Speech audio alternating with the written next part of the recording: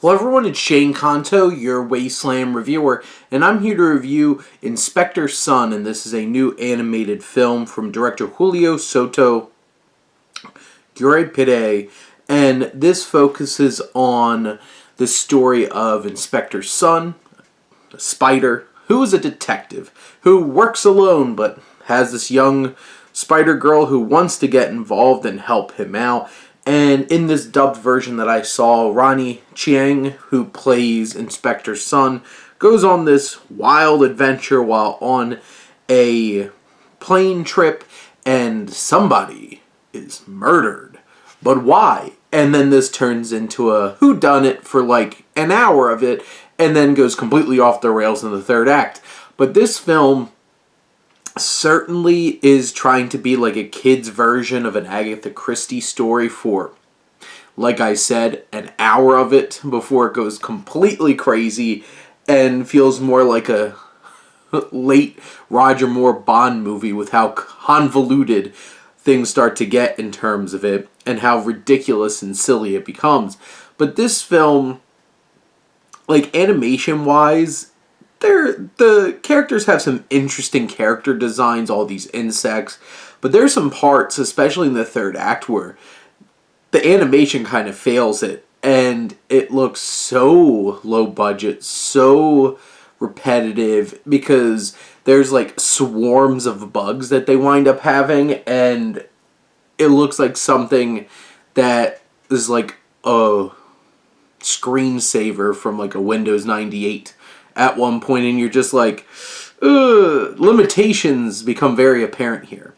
Story-wise, I think it's really trying to play on tropes from like these Agatha Christie stories, and specifically plot points from like Murder on the Orient Express, and even going as far as trying to create a subversive yet equitable kind of ending to that. So it's like one of those kinds of things where, you know, like Mel Brooks helped to remake Blazing Saddles and Paws of Fury.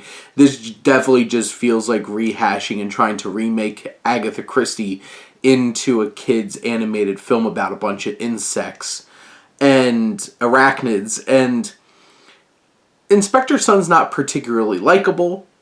Not many of these characters really have a whole lot of depth for you to latch onto. I think the young girl who's like his apprentice and really wants to be his partner in crime, I think she's sweet.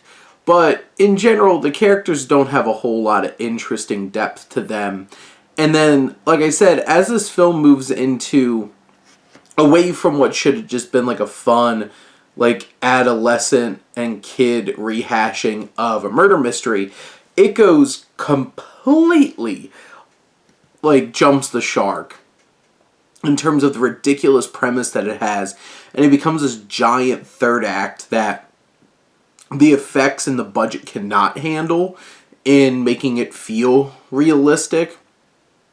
All logic goes out the window, and it's just absolute ridiculousness, and then you're just like, you really have to suspend your disbelief with it. But, you know, it's zany, it's charming, at least on some level, and despite the fact that it's such a messy and all over the place kind of film, it does have its fun singular moments, especially in the first 2/3 of this. I think kids out there will get a kick out of how crazy and wacky it is, but overall I think it's a pretty big miss and a pretty disappointing film that, to be honest, I didn't have that big of high expectations for, so probably more aligned with expectations despite it being pretty disappointing. But those are my thoughts on Inspector Sun. Let me know what you think and let's talk some movies. But thank you as always for tuning in and supporting your Wasteland reviewer.